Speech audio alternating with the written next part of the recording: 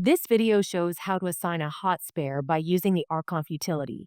A hot spare is a standby drive that is automatically incorporated into an array and takes over when one of the drives in that array fails.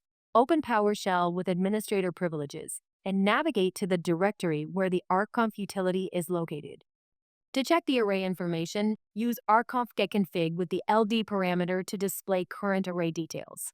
A RAID 5 array has already been created, so only a hot spare needs to be assigned. Physical device 3 is in ready state and not yet assigned. To assign the hot spare, use the setState command.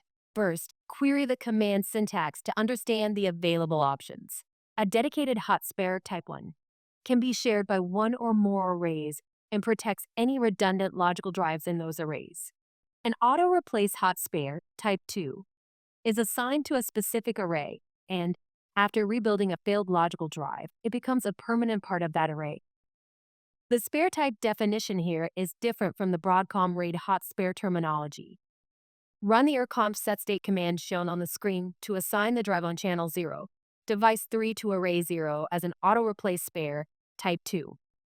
When prompted, press Y to continue. After the command completes successfully, query the physical configuration for device 3 again. Confirm that the state has changed to the configured hot spare type.